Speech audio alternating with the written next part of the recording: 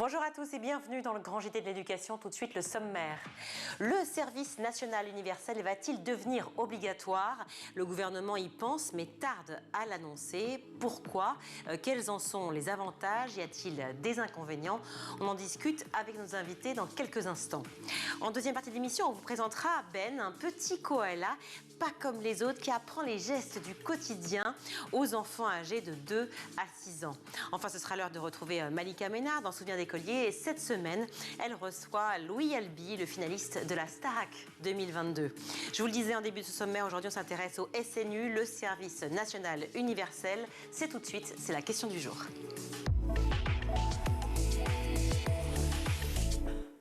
Alors pour en parler de ce fameux SNU, justement, je suis ravie d'accueillir Benoît Cordin. Bonjour. Bonjour. Vous êtes chef de projet SNU, donc Service National Universel, dans le 78, dans les Yvelines. Exactement. À Versailles, très exactement. Merci d'être avec nous. Et en face, il y a Caïs Sefiane. Merci aussi d'être avec nous. Merci à vous. Alors vous venez de Anguin-les-Bains, vous avez 17 ans, vous êtes en terminale, mais ce n'est pas tout. Parce qu'on pourrait être seulement étudiant et vivre sa petite vie tranquille. Non. Sefiane est engagé, secrétaire de l'association Visage de Jeunes, qui fait en sorte que les jeunes s'engagent sur la question du développement durable, une question qui justement intéresse les jeunes, puisque ça a été le sujet numéro 1 pour l'élection présidentielle et pour la suite. Évidemment, on le voit tous les jours. Vous êtes aussi conseiller vie-lycéenne et élu au lycée Gustave Monod dans le 95. Vous dites dans votre bio Twitter que vous êtes engagé et notamment fan du PSG. Désolée pour le Sud, désolée pour mes copains de l'OM, mais voilà, on a un fan du PSG sur le plateau. Bref, un homme très engagé déjà, du haut de ses 17 ans, et tant mieux. Le gouvernement a expliqué donc dimanche que les annonces concernant le SNU, le Service National Universel, seraient reportées au mois de mars, c'est dans pas si longtemps quand même, mais enfin quand même reportées, craignant de voir la colère justement des jeunes monter, une colère déjà exacerbée avec la réforme des retraites. Ces annonces étaient notamment liées au SNU, enfin l'idée de rendre le SNU obligatoire. Alors parler de SNU déjà, est-ce que c'est clairement reparler du service militaire, Benoît Cordin? Est-ce que c'est une façon ou pas? Il y a deux façons de voir les choses. Effectivement, on est sur un temps qui va être offert aux jeunes, un temps de cohésion, un temps de partage, de rencontre, ce qui se faisait lorsque le service militaire avait encore lieu. Au-delà de ça, c'est un dispositif qui est piloté par le ministère de l'Éducation nationale. Les corps en uniforme interviennent dans la programmation des séjours, mais pour autant, ce ne sont que des intervenants. En tout cas, c'est comme ça que l'on construit, nous, nos séjours. Ce sont des intervenants essentiels parce qu'ils participent de la cohésion et de notre République. Mais pour autant, ce ne sont pas ce ne sont pas les armées qui vont diriger et mettre en œuvre le service national universel. Ça reste un dispositif de l'éducation nationale. Donc c'est quoi? C'est civique? Un dispositif civique? Comment c'est civique, si vous voulez, c'est un dispositif citoyen.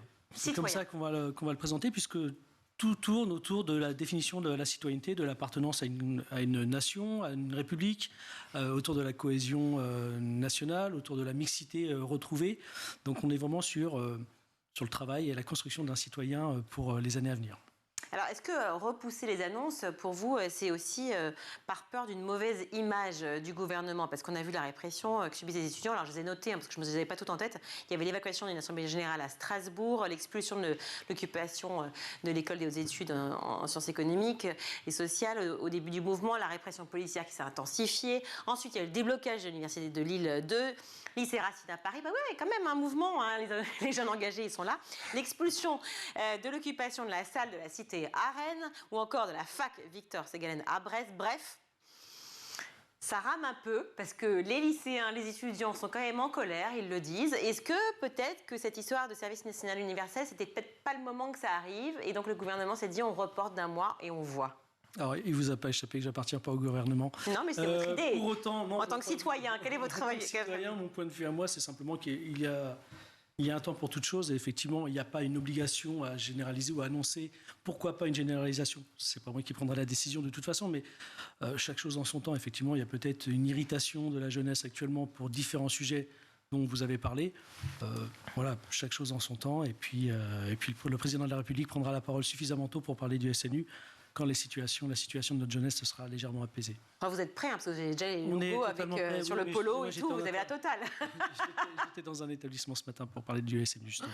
Bon, tant mieux. Alors, on va continuer à en parler, mais alors, évidemment, je me tourne vers vous, Caïs Sefiane. Comment est-ce que réagit la jeunesse dans son ensemble, et vous en particulier, bien sûr, quand on sait que c'est latent, c'est-à-dire repousser de quelques mois une mesure qui, de toute façon, va être a priori adopté. Quand on voit le garçon engagé que vous êtes, est-ce que le SNU pour vous, c'est pas vraiment essentiel puisque déjà, vous n'êtes pas le seul dans cette idée-là, vous êtes déjà engagé au quotidien dans votre société, dans votre association, auprès de votre lycée et donc dans votre pays, pour votre pays. Eh bien, ce qui est intéressant, c'est que quelques minutes auparavant, j'étais en train de discuter avec monsieur pour Benoît Cordin, pour lui dire à quel point finalement j'avais une certaine déception de ne pas être allé au SNU. Parce que finalement, les discussions que je peux avoir avec mes camarades qui ont réalisé ce séjour ne sont que positives, élogieuses. Élogieuses à de nombreux titres. D'abord, c'est un séjour de cohésion qui nous permet d'augmenter nos connaissances sociales, nos amis, nos découvertes, une richesse de culture, des choses qu'on a au sein de nos établissements mais qu'on ne prend pas forcément conscience à l'échelle de tout notre pays. Et là, en l'occurrence, c'est... Les maisonnées dans lesquelles nous nous retrouvons nous permet vraiment d'avoir des relations étroites avec des gens issus de partout. Et franchement, c'est très différent. Tout à fait, c'est très intéressant. Au-delà même, finalement, simplement d'un échange, il y a des valeurs qui nous sont apportées. Lesquelles ? La démocratie. Je vais vous dire ça peut paraître bateau, mais pas du tout. La démocratie au sein de notre établissement se retrouve de plus en plus. On a des instances, des volontés des lycéens qui sont de plus en plus motivées et qui sont de plus en plus construites. Généralement, en tant qu'élu, on se retrouve finalement à avoir un certain nombre d'idées qui n'arrivent pas à être directement concrétisées en une réalisation concrète. Or là, il y a de la réflexion, il y a de la construction, il y a de la connaissance, et on a finalement simplement un rôle de validation. Mais ce qui est drôle, c'est que, excusez-moi, mais à l'heure des 10 ou 11 49.3 existants aujourd'hui, vous dites quand même que vous avez une liberté et qu'on tend vers ça. En fait, le gouvernement vous amènerait à ça, alors que pour autant, la grogne monte justement parce qu'on a cette impression d'une relation uniquement verticale. Personnellement, je suis d'avis qu'au stade de lycéen, on ne fasse pas de politique. On en fait évidemment. En tant qu'élu, on est amené quand même à défendre des idées, des valeurs qui nous sont propres. Mais le 49.3, je pense que ça viendra suffisamment dans nos esprits. On sera suffisamment confronté à savoir si c'est vraiment un enjeu qui nous concerne directement ou non, bien assez tôt. Et en l'occurrence, lorsque je parle d'engagement et que je valorise le service national universel, c'est parce que il n'y a pas vraiment de politisation lorsqu'on est au sein du séjour. Les personnes qui nous enseignent les différentes choses, finalement, les différentes valeurs, les différentes activités ne sont pas intéressées, n'essayent pas de nous ramener ou finalement de nous dicter une politique à suivre. On est là pour se forger une opinion. Et c'est cette opinion qui m'intéresse aujourd'hui. Vous parlez de démocratie justement précisément parce que vous avez l'impression que c'est un mot qui est un peu, comment dire, soit banni par certains, soit pas vraiment entendu, mais un peu à la dérive. Ça veut dire quoi ? Vous sentez que finalement, les étudiants ont besoin de se remettre dans cette idée de république et de démocratie en France ? Non. Non, je ne pense pas. En fait, je ne pense pas qu'il y ait une méconnaissance. Enfin, c'est plutôt l'idée que je veux défendre. Il y a certainement davantage une méconnaissance de la démocratie. Si je m'en réfère à mes cours aujourd'hui en matière de démocratie, en histoire géopolitique, du coup au lycée, ouais. On voit que finalement la question est mal connue. Je ne pense pas qu'on puisse juger, qualifier le système dans lequel on est d'antidémocratique ou non d'ailleurs, parce qu'on ne la connaît pas suffisamment. Et le service national universel, ça nous montre à quel moment on peut retrouver cette démocratie. La séparation des pouvoirs, le débat, la richesse du débat est très présente et prononcée au sein des cohortes. Et c'est vraiment cette idée que je fais. Alors justement, on va y venir, hein, ce qu'on y trouve au SNU ensemble, Benoît Cordin. J'ai une dernière question par rapport à ce que vous dites. Ça veut dire que les cours de MC, éducation morale et civique, qu'on a en fait très tôt, hein, dès la 6e, même d'ailleurs certaines écoles primaires aussi le font, ce ne sont pas suffisants pour pouvoir comprendre ce qu'est réellement la démocratie, les instances républicaines ? Ben là, je prends le risque de vous répondre oui. Malheureusement, ces cours qui a une fréquence trop peu importante. On a des cours de MC tous les 15 jours. Je pense que c'est suffisamment explicite pour vous dire qu'on n'apprend pas une démocratie tous les 15 jours, donc à peu près 2 fois par mois. Les sujets sont intéressants, mais trop vite balayés. Les notes qu'on a en EMC sont aberrantes. C'est généralement une note de participation ou un débat. Et je pense que ce n'est absolument pas de la faute des professeurs, mais c'est simplement un manque de temps. Aujourd'hui, si on veut être citoyen, il faut certainement alléger légèrement les programmes pour pouvoir se permettre de cultiver sa vie. Alors, Benoît Cordin, justement, racontons plutôt ce qui se passe lorsqu'on fait son SNU. Vous disiez que vous n'aviez pas eu, malheureusement, Caïs Séfiane, la possibilité de le faire, car ça se fait, je crois, entre 15 et 17 ans, c'est ça? C'est ça, il faut avoir moins de 18 ans lors du séjour de cohésion. Alors, Caïs va pouvoir le faire, puisque je lui ai dit qu'il y avait un séjour au mois de juillet, pour lequel il pourra s'inscrire. Donc, il va le faire au mois de juillet. Ça serait pour les plus de 18 ans? Moi, je pourrais le faire aussi? Non, lui, il n'aura pas encore 18 ans au mois de juillet. Ah, d'accord. Si j'ai bien suivi, donc normalement, il va pouvoir faire son SNU au mois de juillet. Il suffit qu'il aille sur la plateforme pour s'inscrire. Ben voilà, vous êtes collés. Voilà, alors, racontez-nous justement, il y a plusieurs phases dans le SNU. Alors, deux phases. Une première phase, un séjour de cohésion de 12 jours. C'est quoi la cohésion?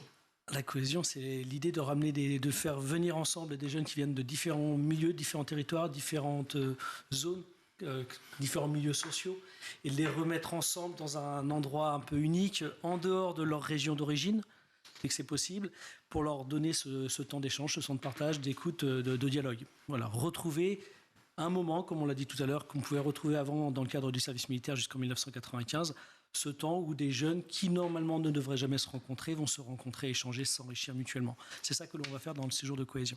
D'accord, donc il y a une vraie mixité sociale qu'on retrouve a priori, même si par exemple vous représentez le 78, donc le département des Yvelines, on peut imaginer que dans le 78 on peut avoir effectivement des gens à la fois de milieux défavorisés comme des gens de milieux favorisés, on peut avoir des gens qui viennent d'origines aussi complètement différentes, et c'est un endroit où tout le monde se retrouve et est logé à la même enseigne. Exactement, c'est parfaitement ça.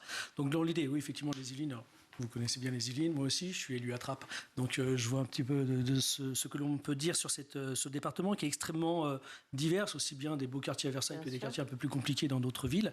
Et pour autant, ces jeunes que l'on va mettre ensemble dans les séjours de cohésion vont pouvoir laisser derrière eux le bagage social qui est le leur, aussi bien parce qu'il est ancré dans un territoire, parce qu'il y a une histoire familiale, il y a des choses comme ça, qui vont être mis de côté, et les jeunes vont pouvoir se redécouvrir, échanger, discuter, partager, apporter des informations et s'enrichir mutuellement. C'est surtout ça qui est très important, c'est que nos jeunes qui viennent de nos cités, nos quartiers un peu plus compliqués, qui ont parfois une lecture un peu biaisée de ce qu'est la citoyenneté française, vont pouvoir se rendre compte qu'ils ont leur place dans cette société autant que les autres. Et ouais, c'est un élément de citoyenneté retrouvé. C'est ça, c'est une façon en fait de réintéresser les jeunes finalement à la vie à la vie publique, à la vie de la société. Exactement. Ils vont se sentir acteurs de la société au même titre que tous les autres jeunes qu'ils peuvent croiser ou voir dans les images à la télé ou sur les réseaux sociaux. Donc c'est vraiment un moment qui permet à ces jeunes de reprendre pied dans notre société et se sentir pleinement citoyens français. En tout cas, quelque part, quand on dit ça, on se dirait, alors dans ces cas-là, pourquoi pas avancer l'âge du vote pour les jeunes? Parce que entre 15 et 17 ans, et c'est une question qu'on se pose, si tout d'un coup on se met dans la vie sociale, publique et politique, on aura peut-être des propositions à faire lors de ce fameux SNU, on aura peut-être des envies aussi à proposer en tant que jeune pour la France. Est-ce que c'est pas une envie que vous auriez, vous, par exemple? 18 ans, c'est trop tard ou pas, le droit de vote? Je pense. Je pense qu'on avait déjà bataillé à l'époque pour obtenir ce vote à 18 ans alors qu'il était un peu plus tard. Je pense qu'aujourd'hui, si on attend des jeunes qu'ils se mobilisent davantage, il est peut-être temps de leur donner des responsabilités un tout petit peu plus tôt. Et oui, évidemment. Alors, la première phase, on en a parlé, la cohésion, puis la deuxième phase. Deuxième phase, mission d'intérêt général. On va demander aux jeunes de consacrer 84 heures de leur temps pour un temps d'engagement aussi bien dans le milieu associatif que dans une collectivité ou dans la réalisation d'une préparation militaire. 84 heures qui peuvent être faites en une seule série de 12 jours ou alors perlées en fonction des emplois du temps et des contraintes scolaires de chacun des jeunes. Donc, si je comprends bien, c'est 2 fois 12 jours. 12 jours pour le séjour de cohésion et l'équivalent de 12 jours pour les missions d'intérêt général, exactement. D'accord. Et donc, ces 24 jours en tout, peu importe comment c'est réparti, peuvent permettre d'insérer les jeunes dans la société, les rendre plus responsables, les responsabiliser par rapport à la vie civique? Les résultats que l'on a... Alors pour l'instant, le SNU est sur la base du volontariat. Donc effectivement, on n'a pas une donnée qui serait extrêmement fiable de ce qu'est la jeunesse française puisqu'on a des volontaires. Donc, combien de volontaires? 36 000 l'année dernière sur toute la France. Et l'objectif cette année, c'est d'à peu près 60 000. Et moi, si je prends l'exemple des Yvelines, on a un très très bon taux d'inscription puisque je suis déjà sur des listes complémentaires sur tous les séjours. C'est gratuit? C'est totalement gratuit pour... aussi bien le déplacement que la vie sur place, tout est pris en charge. On donne des tenues aux jeunes pour qu'ils soient habillés tous de la même façon. Pourquoi l'uniforme? L'idée de l'esprit de corps qui va être créé à ce moment-là. On se met à distance des problématiques sociales qui pourraient être nées des situations, de la façon dont les jeunes vont s'habiller.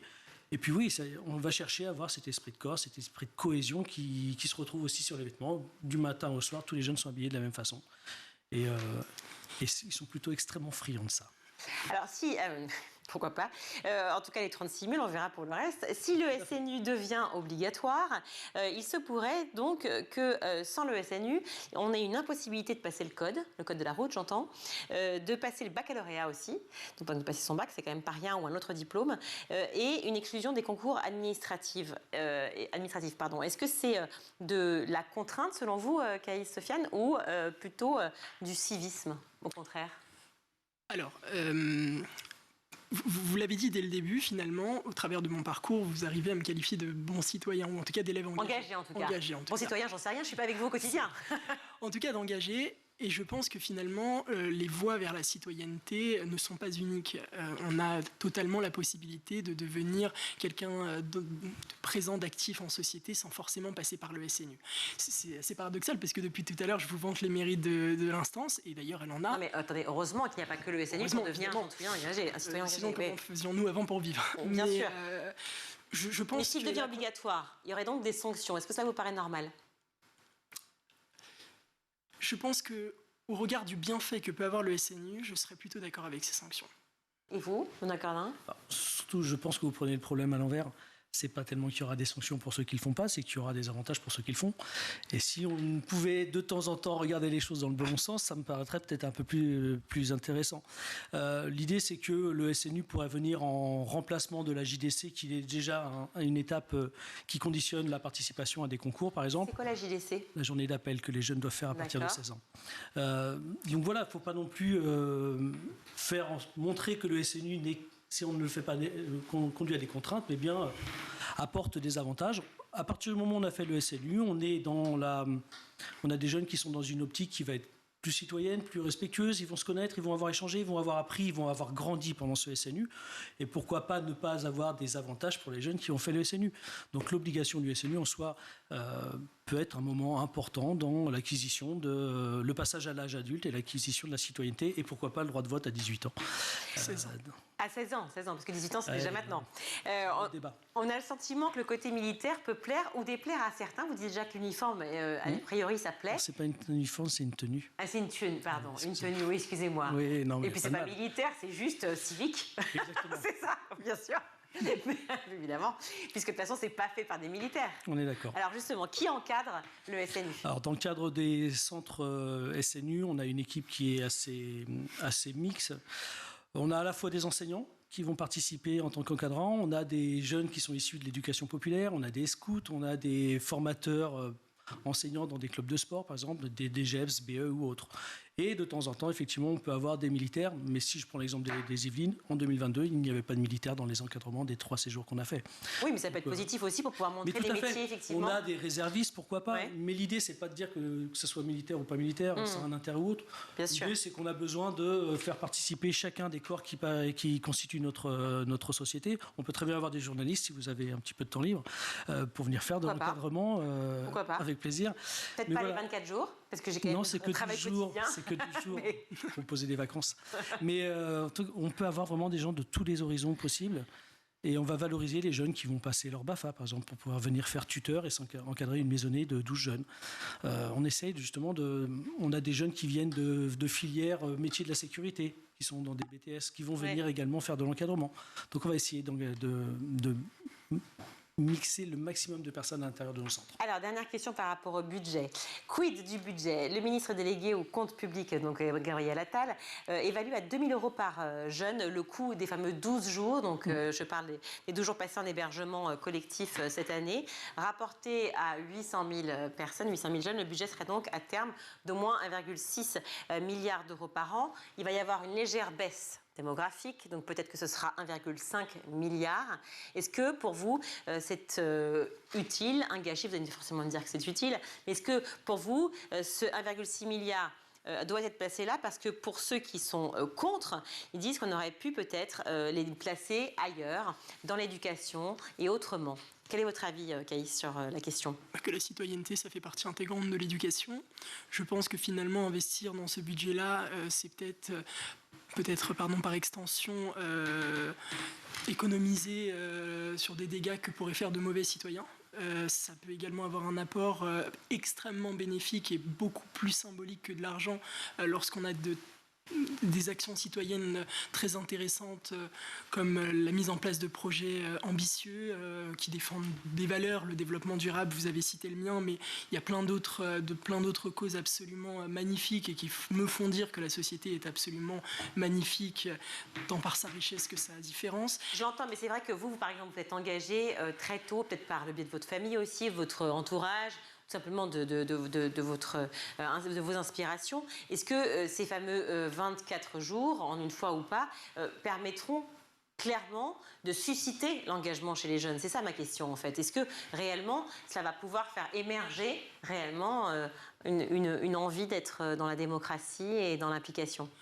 Lorsque votre question était sur le budget, j'aurais dit oui. Lorsque votre question maintenant est sur finalement l'idée que 24 jours c'est suffisant pratiquement, pour susciter une envie, ou en tout cas nous donner les clés pour pouvoir après mener nos propres projets, je vais vous dire oui, sans trop de risques d'ailleurs. D'accord, donc le budget du coup est valable. Alors, la même question pour vous, Benoît Cordin, parce que ceux qui sont donc opposés au SNU, j'allais dire le CSN, la coopération, c'était au SNU, militent par exemple pour que le budget donc alloué à ce fameux SNU soit alloué à un parcours civique. Alors justement, c'est ma question, est-ce que vous avez regardé ce qu'était le parcours civique qui englobe élèves délégués, services civiques, BAFA, donc dans et hors l'école, ce qui correspond un peu à ce que vous faites. Enfin, j'ai l'impression que est-ce qu'on joue pas sur les mots?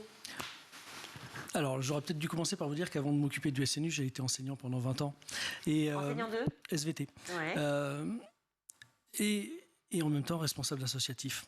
À un moment donné, c'est 1,6 milliard dont vous parlez. C'est, encore une fois, je vais vous le dire, on peut le voir dans le côté dépenses comme on peut le voir dans le côté investissement. Et pour moi, c'est un investissement. C'est 1,6 milliard, c'est pas grand-chose quand on s'intéresse au budget de l'éducation nationale, qui est peut-être pas suffisamment vaste, ça c'est un autre débat, mais c'est aussi pas grand-chose par rapport au budget lié aux incivilités. Et puis c'est pas grand-chose quand on s'intéresse à des jeunes qui viennent de cité ou des jeunes qui se sentent en dehors de la société. Mettre 1,6 milliard pour leur donner l'impression de faire partie d'une société, de faire partie du pays, d'être français comme les autres, c'est pas cher. C'est pas cher parce qu'on a vraiment besoin dans notre société, on a vraiment besoin dans notre pays de redonner du sens à la citoyenneté française. Donc 1,6 milliard, c'est beaucoup d'argent. Et en même temps, on leur doit cet argent-là à ces jeunes qui viennent des cités, à ces jeunes qui viennent de banlieue, qui ont une origine, qui ont une culture qui n'est pas celle habituellement représentée en France, mais que l'on doit amener à se sentir citoyen français comme les autres. Donc c'est pas cher. Au-delà de ça, vous parlez du parcours citoyen, mais le SNU est une étape d'un parcours qui va de l'école, qui va dans l'engagement en tant que délégué de classe, en tant que CVL, toutes ces choses-là, ce sont des temps d'engagement. Le SNU est une étape où on va condenser pendant 12 jours de ces jours de cohésion plein d'enseignements, plein de valeurs, plein de partages, plein d'échanges. Et effectivement, il y aura derrière le service civique, il y aura derrière le BAFA. Ce que l'on veut, c'est susciter cette envie de s'engager pour les jeunes, parce que derrière, il y a le tissu associatif qui est absolument primordial dans la réussite de nos sociétés. On ne fait pas une société sans avoir un tissu associatif actif. On a besoin de bénévoles dans ces tissus associatifs. Et les jeunes qui s'engagent au SNU, je pense que vous avez pris le temps d'en interroger, qui ont fait leur SNU, véritablement sont des jeunes qui ont derrière découvert quelque chose. On n'a que 12 jours, mais en 12 jours, on a véritablement une évolution. Je l'ai vécu avec mon fils, je vous en parle assez facilement. J'ai des jeunes, moi, au SDJUS des Yvelines, qu'on a recrutés en mission d'intérêt général, qui vont se déplacer le samedi matin, le soir en semaine, pour aller parler du SNU, parce qu'ils ont besoin de communiquer sur l'expérience qu'ils ont vécue, et parce que d'un seul coup, ils se sentent acteurs. Acteurs, on leur donne cette parole. Alors, ce n'est pas le droit de vote à 16 ans, je ne reviendrai pas là-dessus, mais parce que c'est un autre débat. Mais en l'occurrence, c'est véritablement un moment où on leur donne la parole et ils se saisissent de ça avec une force étonnante. Et la seule chose que je peux tirer, moi, de cette expérience SNU, en tout cas de ces 2-3 ans de SNU maintenant, c'est qu'on peut avoir une confiance assez grande dans la jeunesse française. Parce que quand on leur donne les armes pour pouvoir s'exprimer de façon apaisée, modérée, leur donner les éléments de réflexion qui leur permettent d'être des citoyens actifs, alors ils le font très très bien. Et ben voilà, on va rester sur ces mots qui sont très jolis. Merci à vous deux d'avoir été avec nous sur ce plateau. Benoît Cordin, Cordon. C'est pour cordon bleu, je ne sais pas. Ça. Benoît Cordin, oui c'est ça. Merci beaucoup d'avoir été avec nous, chef de projet donc SNU 78, on le voit sur le polo, c'est marqué. C'est ça. Merci Caïs Sefiane d'avoir été avec nous aussi. Alors je le dis, vous êtes président de l'association Visage de Jeunes. Ah non, mais je dis président. Mais demain vous serez président, hein. Parce que là, ça y est, hein. Exit le président. Secrétaire, pardon. L'association Visage Jeune, comment s'appelle le président? Laura Bellois. Bah voilà, alors Laura, pardon, je vous embrasse. Évidemment, je vous souhaite longue vie dans l'association. Et puis conseiller lycéenne et élue au lycée Gustave Moreau dans le 95. Très engagée, on le sait, et bravo. Et donc peut-être on en reparlera ensemble du vote à 16 ans, pourquoi pas ici. On marque une courte pause et on se retrouve.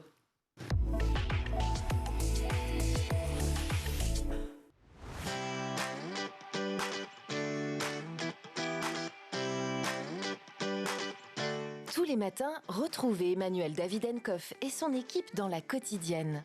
En compagnie d'un invité fil rouge, il vous propose des clés de compréhension et des pistes d'action en matière d'éducation. Vous venez de le dire, on parle d'intégration. Là, aujourd'hui, ce qu'il faudrait, c'est que l'inclusion se mette en place réellement. Parents, profs, élèves, élus, Patrice Boisfer vous donne la parole chaque jour dans le MAG pour aborder une thématique clé de l'éducation. L'idée, c'était de dire, vous pouvez le faire, c'est une volonté. Chaque jour, faites bouger le monde de l'éducation dans l'école du futur. Avec ses invités, Marjorie Paillon inspire vos enfants et les guide vers les métiers de demain. Le goût de l'effort qui est absolument nécessaire de développer chez un enfant, on peut le proposer avec un outil numérique. Tous les soirs dans le Grand JT, Virginie Guillaume débriefe de l'actualité du jour.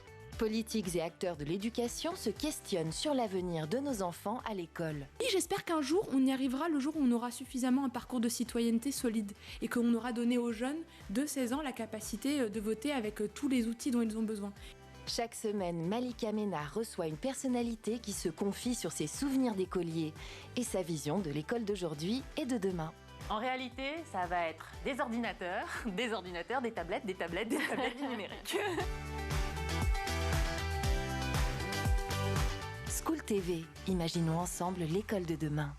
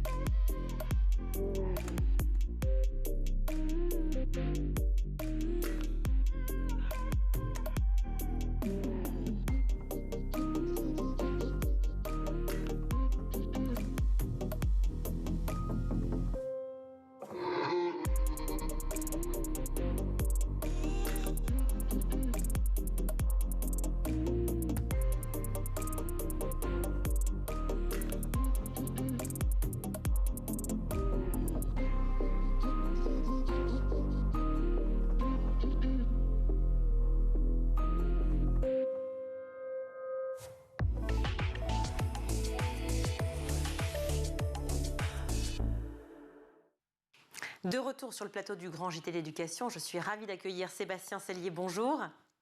Bonjour. Vous êtes directeur du développement chez Signes de Sens, une entreprise qui conçoit des outils et solutions pédagogiques facilitant l'accès à l'information, à la culture, aux apprentissages. Tout un programme dont on va parler justement ensemble. Et avec vous, Emeline Sorel, bonjour. Bonjour. Merci également d'être avec nous. Vous êtes chargée du projet Ben le Koala, le projet dont on va parler ensemble. Un petit personnage donc animé qui apprend les gestes du quotidien aux enfants. C'est une manière en fait pour eux d'apprendre l'autonomie. Oui, c'est ça exactement. Ben le Koala, en fait, il a été imaginé avec le Centre Ressources Autisme du Nord-Pas-de-Calais. Et en fait, on est parti des besoins spécifiques des enfants avec des troubles du spectre de l'autisme pour donc créer le personnage Ben le Koala. Et donc, Ben le Koala, en fait, ce sont des vidéos, principalement, donc sur le principe de l'imitation. C'est-à-dire que Ben va faire des gestes et l'enfant va donc apprendre en imitant gestuellement ce qu'il voit à l'écran. Ben le Koala, donc c'est une application. Sébastien, je le disais, Sébastien Sellier, vous êtes spécialisé dans la conception de dispositifs pour rendre l'apprentissage accessible. Comment est née la volonté de créer cette application et surtout comment vous avez fait pour l'imaginer, pour la réfléchir? Alors effectivement, notre métier chez Signes de Sens, c'est vraiment la conception pédagogique accessible, c'est-à-dire comment on fait pour faciliter l'accès à l'information aux personnes qui ont un handicap cognitif, sensoriel ou psychique. Ben le Koala est un bon exemple, puisque finalement on l'a créé avec des publics à besoins spécifiques, en l'occurrence des enfants avec autisme, et finalement dans une démarche qui est celle de la conception universelle, on a fait en sorte que le dispositif puisse bien sûr répondre aux besoins spécifiques de ces enfants, mais puisse servir à tous les enfants. Et donc Ben peut être utilisé à l'école, à la maison, en établissement médico-social, avec des enfants de 3 à 6 ans, tous les enfants de 3 à 6 ans, donc apprendre à se brosser les dents, à se laver les mains, faire ses lacets, etc. Tous ces gestes qui vont faciliter finalement le quotidien de l'enfant et le quotidien de la famille et le quotidien des aidants. Oui, surtout le mimétisme en fait, parce qu'on pourrait penser que nous, parents, lorsqu'on leur montre par exemple de se brosser les dents, ils pourraient faire la même chose. Or, j'imagine que vous allez me dire non, il faut que le koala, ou en tout cas que le petit personnage, ressemble finalement à un enfant qui a entre 3 et 6 ans. Alors effectivement, l'enfant va se projeter finalement et s'identifier à Ben le Koala qui a une bonne bouille. Et donc l'enfant va vraiment... Ben le Koala est son compagnon en fait, une sorte de compagnon qui va l'accompagner dans tout ça, le rassurer. Et puis Ben est toujours là et il fera le geste en fait à l'infini. Et l'enfant sera toujours ravi de retrouver Ben le soir. Ça permet de ritualiser aussi finalement un certain nombre d'apprentissages. Alors j'ai regardé les vidéos, à chaque fois le principe est le même, on découvre Ben le koala et à côté apparaît une horloge qui a une fonction de sablier. L'enfant donc sait où il en est dans l'exercice. Pourquoi c'est si important la relation avec le temps? C'est une des caractéristiques en fait très importantes dans le spectre de l'autisme, c'est-à-dire que c'est très important pour les enfants qui ont un trouble du spectre de l'autisme d'avoir justement le temps, c'est-à-dire de voir en fait le temps qui défile. Ça, c'est quelque chose de très important et donc vous retrouvez souvent le timer dans toutes les vidéos. Parce que pour qu'on comprenne bien, pour tous ceux qui n'ont pas, pardon Sébastien, pour tous ceux qui ne connaissent pas bien effectivement l'autisme et les enfants qui ont besoin justement de ce type d'application pour pouvoir apprendre les gestes, en quoi le temps effectivement n'est pas toujours le même que pour des enfants dont l'apprentissage est plus classique? Il y a une nécessité en fait de donner le choix, c'est-à-dire que le timer en fait peut être adapté. On peut très bien ne pas toucher du tout à la vitesse de défilement ou bien faire le choix de ralentir. Et là, ce sera vraiment en fait à l'aidant professionnel, au papa, à la maman, de voir avec le besoin de l'enfant et d'adapter en fonction du besoin spécifique de l'enfant. Donc en fait, ce n'est pas une règle en soi, c'est un choix qu'on donne en fait, une fonctionnalité qui est offerte sur la vitesse de défilement de la vidéo. Et après, en complément en fait, de cette vidéo, on va retrouver également des carnets pédagogiques, des séquentiels, des jeux à imprimer pour vraiment compléter en fait, le dispositif.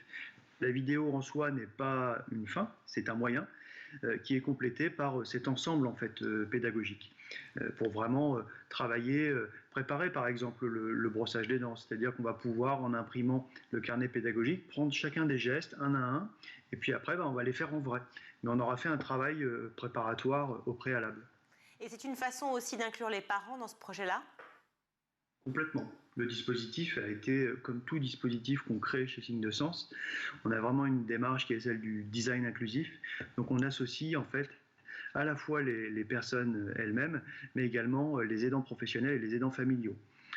Ben le Koala a vraiment été créé suite à une sollicitation, comme le disait Emeline, du Centre Ressources Autisme ici en région Nord-Pas-de-Calais, et des parents également qui galéraient en fait à apprendre le brossage des dents à leurs enfants. Et donc de ce geste, on a ensuite créé toute cette bibliothèque qui est maintenant à disposition. On a près de 30 000 utilisateurs de la solution Ben le Koala, des enfants qui ont des besoins spécifiques, mais beaucoup d'enfants sans forcément de besoins spécifiques.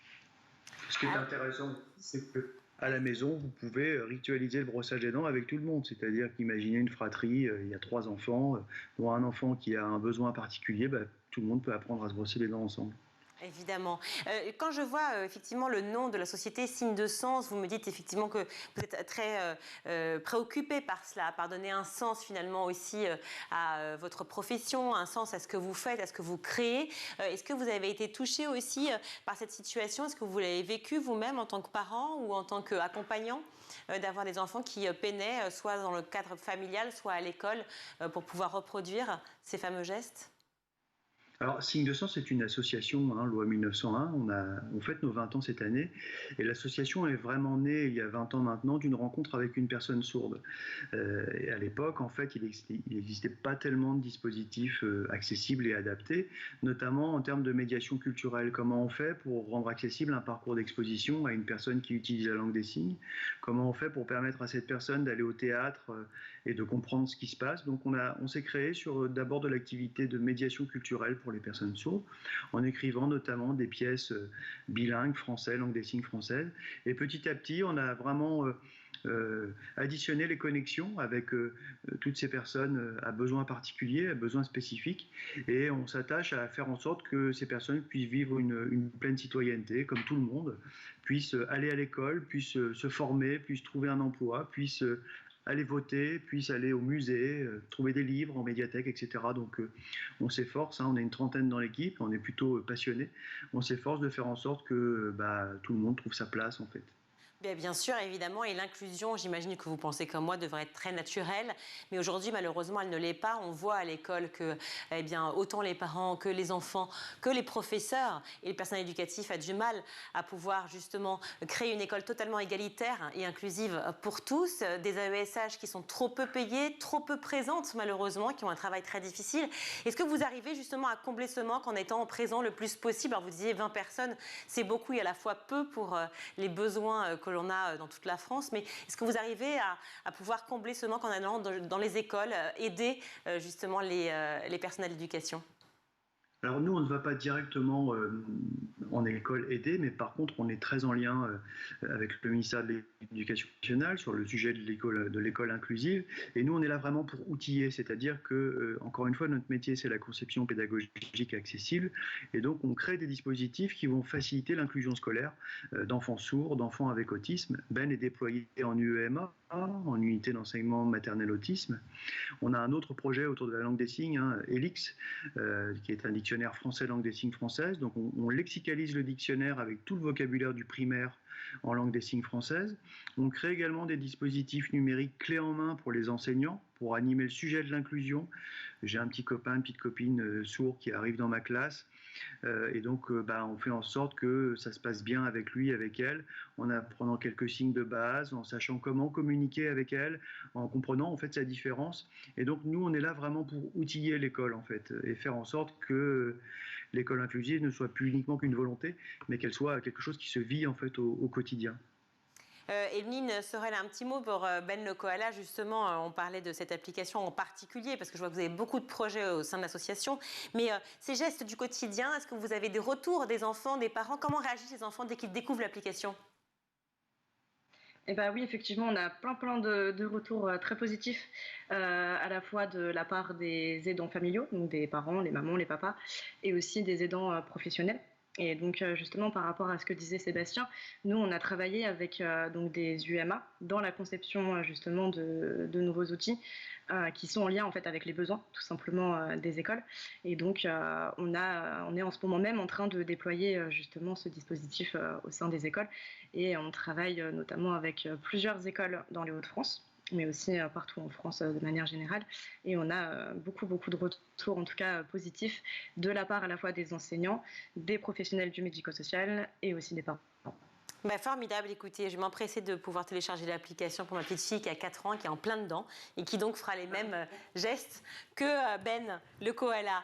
Merci Evelyne Sorel, merci Sébastien Sellier d'avoir été avec nous. Je rappelle que vous êtes directeur Sébastien du développement chez Signe de Sens et Evelyne chargée de projet de Ben le Koala. Merci à vous deux d'avoir été avec nous.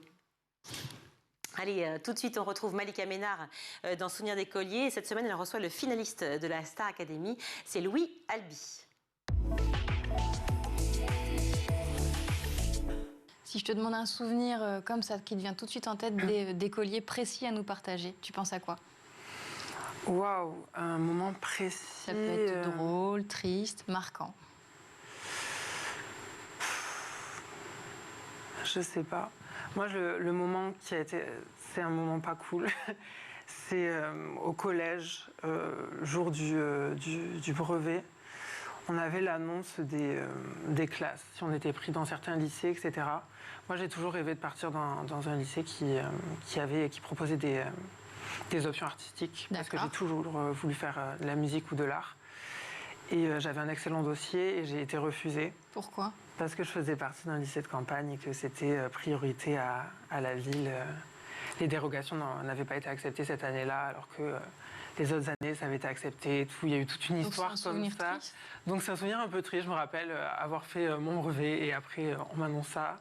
Après que toute l'année, on me dit « tu vas réussir, ton dossier est parfait, tu vas réussir, il n'y a pas de raison ». Et là, j'apprends que je ne vais pas pouvoir faire ce que j'aime, donc c'était assez compliqué. À cause de l'endroit où tu habites, en fait. C'est ça, totalement. Le chant, tu commences à 9 ans ? Ouais, exactement, j'ai commencé à 9 ans, à l'école. Et là, tu sais que c'est ce que tu veux faire toute la vie ? Ben, je savais avant. À quel âge ? 5-6 ans alors, quand tu veux demander à faire... À 2 ans ? À 2 ans et demi. Et en plus, tu t'en souviens ? Ben, je me souviens que j'ai toujours chanté, en fait. J'ai toujours voulu faire ça et depuis que je suis tout petit, j'ai dit à ma mère, à mes parents, quand je chanterai, quand je serai sur scène, quand je ferai des spectacles. Et j'ai toujours rêvé de ça, depuis toujours. Ils te répondaient quoi ? Oui, loulou. Oui, parle. Ouais, c'est beau de rêver. Il peut quand même encourager. Oui, il me disait ça, mais à côté de ça, ma mère, du coup, mes parents m'ont dit c'est très bien, t'adores chanter, mais tu sais pas chanter, donc tu vas prendre des cours, mon coco. Tu chantais pas comme maintenant ? À 9 ans, on a une voix un peu criarde, on ne sait pas forcément maîtriser, on part dans tous les sens. Et du coup, ils m'ont dit t'as envie de chanter, tu vas apprendre à bien chanter. Donc j'ai pris des cours. J'avais peur d'y aller tout seul, du coup j'ai pris des cours avec une copine à moi, qui s'appelle Clara, et pendant 10 ans on a pris des cours ensemble. Et elle maintenant, qu'est-ce qu'elle fait ? Elle est en école encore. Et, elle ne veut pas être chanteuse ? Si, elle aime bien aussi, et elle a des petits projets et tout, donc je suis fière et je suis contente pour elle aussi. Elle est venue sur le plateau de la Starac, d'ailleurs me faire une surprise. Donc, C'est la fin de ce numéro, on se retrouve demain, toujours en compagnie de Louis Albi pour la suite de Souvenirs d'écoliers. Merci Malika, merci Louis. Allez tout de suite, c'est le ZAP, le meilleur de School TV. Comment est-ce qu'ils s'imaginent les relations amoureuses? Comment est-ce qu'ils se projettent ou pas dans la notion de couple? Est-ce que les réseaux facilitent ou pas les choses? On va aborder toutes ces questions, peut-être d'abord avec vous justement Séverine, parce qu'encore une fois, ces questions, vous les avez posées dans la cour d'un collège, à Audrey, à Gennaro, à Gaspard ou encore à Madeleine. Ils et elles ont entre 11 et 13 ans. Comment est-ce qu'ils ont abordé cette définition du couple avec vous?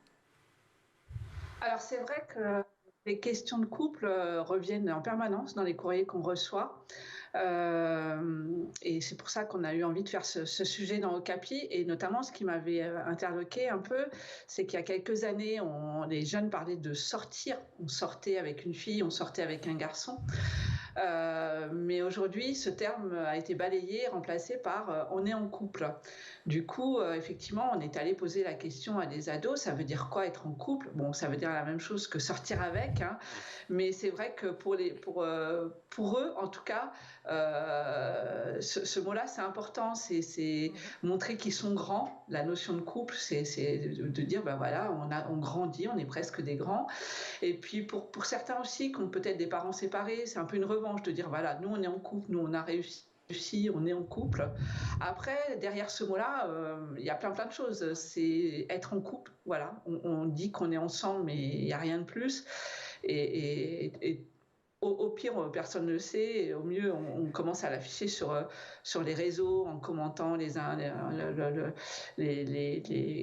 par exemple les posts de son amoureux ou de son amoureuse sur les réseaux. Mais souvent, il n'y a pas grand-chose d'autre pour les plus jeunes.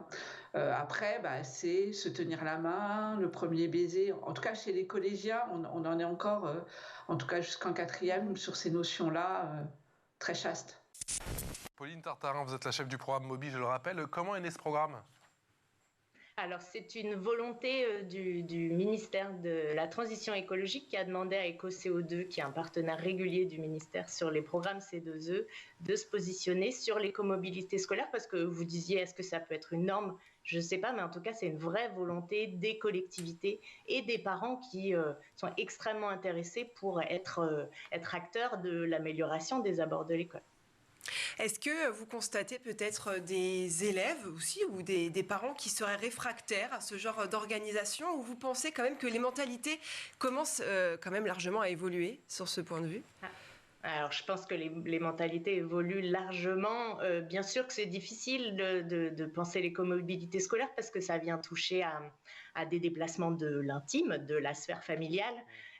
Donc, du coup, effectivement, il faut réussir à emmener tout le monde dans le mouvement. C'est pour ça que le programme Moby est vraiment basé sur la concertation citoyenne. Donc, c'est vraiment un comité qui va venir réfléchir ensemble, collectivités, riverains, parents, équipes enseignantes, sur les actions qu'on pourrait mettre en place et qui pourraient être imaginées sur chaque collectivité. C'est vraiment personnalisé à chaque collectivité. Claudine Siglia, à Saint-Sébastien-sur-Loire, comment vous avez justement, pour reprendre la question de Mathilde, réussi à convaincre les parents qui étaient pas forcément, qui étaient au début réfractaires? Alors, je ne sais pas s'ils sont réfractaires, mais en tous les cas, les changements d'habitude, oui, ça implique de la remise en cause, des modifications d'organisation sur des temps qui sont un petit peu complexes. Mais on a beaucoup communiqué pour encourager, pour faciliter. Et puis, on a étendu le dispositif. On parle d'écomobilité scolaire, mais le deuxième vélobus qui a été acquis a été tout de suite mis à disposition de nos crèches municipales pour que nos agents petite enfance puissent faire bénéficier aux tout petits de ce dispositif, dès l'âge de 1 an jusqu'à 3 ans, ce qui veut dire qu'on a touché encore davantage de familles, dont des familles où dans la fratrie d'autres enfants étaient déjà scolarisés. Donc on a donné aussi par ce biais-là le goût, l'envie d'utiliser, et on se rend compte que le partage d'expérience à ce niveau-là est vraiment important. On l'a étendu également à nos assistantes maternelles qui peuvent l'utiliser dans le cadre de leur activité professionnelle et le week-end. On partage aussi le dispositif avec nos centres socioculturels, avec le centre départemental de l'enfance. Donc vous voyez, l'idée, c'est de sensibiliser tous les acteurs de la commune pour que finalement chacun ait l'opportunité de le tester. On ne change pas ce qui fonctionne et ne génère aucune souffrance. Ça, c'est votre mantra absolu. Ah ben, c'est la base de Palo Alto. C'est-à-dire, c'est vraiment... et c'est d'ailleurs assez intéressant quand on transpose ça dans le milieu scolaire, puisqu'on a plutôt l'habitude de faire ce qu'on nous dit et d'appliquer des recettes, en fait, à l'école. On nous apprend c'est comme ça qu'on règle le problème, c'est telle solution à appliquer, et c'est vrai que là c'est pas du tout le cas. Et en fait, que ce soit sur la question de l'autorité, que ce soit sur la question de toutes les questions qui peuvent parfois créer un peu de tension, quand donc ça si marche, je caricature, si on est dans un établissement un peu, j'allais dire, un peu autoritaire, mais où les enfants ne sont pas en souffrir, etc., et que ça fonctionne et qu'ils apprennent exactement des choses, qu'ils sont épanouis, bon voilà, il n'y a pas de raison de faire autrement. On bouge et à contrario, si ça fonctionne mieux avec, je ne sais pas, des classes en îlot, des pédagogies hyper impliquantes, etc., pareil, on ne bouge pas. Flore, on a l'impression quand même, avec Sandrine et les ados qu'elle a audités dans cette cour de collège, que le couple, c'est quand même le saint graal de la relation amoureuse, même à 11 ans, même à 13 ans. Oui, et je pense que l'évolution du terme « sortir avec » qui a muté en couple, finalement, moi, je l'interprète de cette façon-là, c'est-à-dire que on sort de toute façon avec quand on est petit parce qu'on n'habite pas ensemble. Donc on n'a pas vraiment cette union conjugale qui fait couple comme les grands. Donc les petits ont bien conscience qu'ils sortent ensemble, c'est-à-dire qu'à part se tenir la main dans la cour de récré, ils ne vont pas passer la nuit ensemble, ils ne vont pas partager les tâches domestiques à la maison, ils ne vont pas éduquer un enfant. Donc ils ont conscience qu'ils sortent ensemble. Sauf que je pense qu'il y a un besoin d'engagement, il y a un besoin de fidélité qu'il n'y avait pas forcément 10 ans auparavant, parce que c'est des enfants qui ont vu leurs parents se séparer, qui avec les réseaux sociaux se rendent compte qu'on peut très facilement trouver un nouveau partenaire ou très facilement se tromper virtuellement, entre guillemets. Donc je pense qu'il y a un besoin chez les jeunes d'un engagement ou d'un poids un petit peu plus lourd dans le mot sortir avec. Maintenant, c'est exactement la même chose, c'est-à-dire qu'on n'est pas vraiment en couple, puisqu'on ne peut pas faire couple, on ne peut pas être ensemble, donc on sort ensemble, mais on veut un engagement supplémentaire.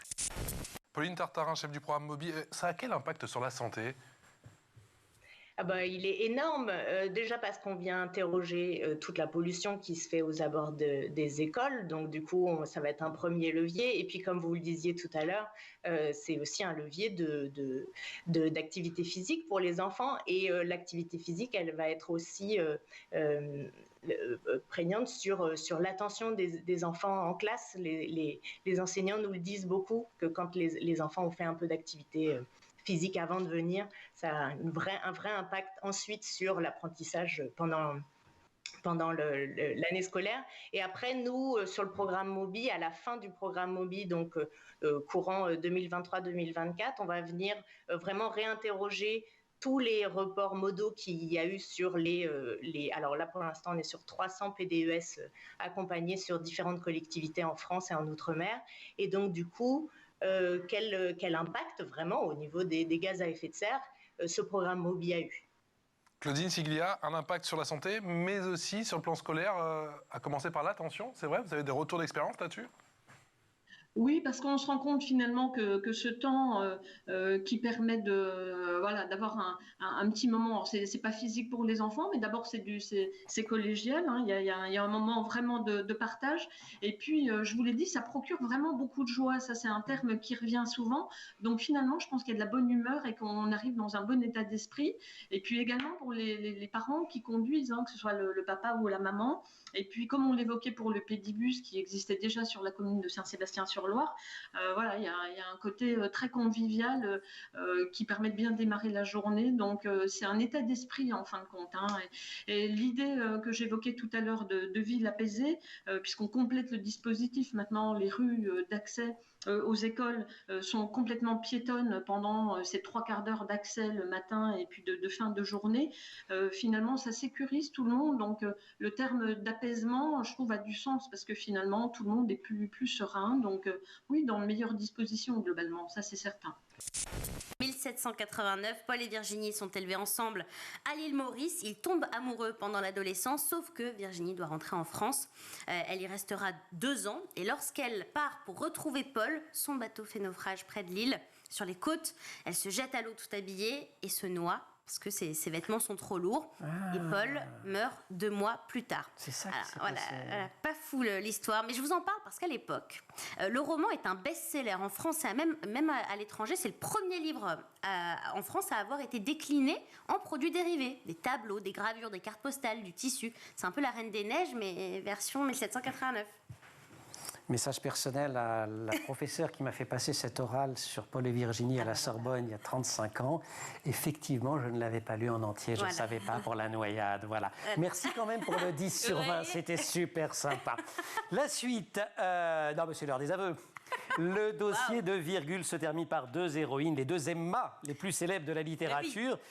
Des 2, bientôt 3. Donc vous aurez publié votre premier roman. Alors, on a Bovary. Alors, Emma Bovary, qui s'ennuie sec avec son mari Charles et qui finit par se suicider car elle croyait un peu trop au roman à l'eau de rose qu'elle lisait. Et Emma, héroïne de Jane Austen, qui, elle, faisait l'éloge du célibat. Elle jouait les marieuses. Elle était persuadée qu'elle pouvait très bien vivre seule et qu'elle voulait pas se marier. Et elle finit par comprendre qu'elle est amoureuse de Mr. Kingsley. Et ils finissent ensemble.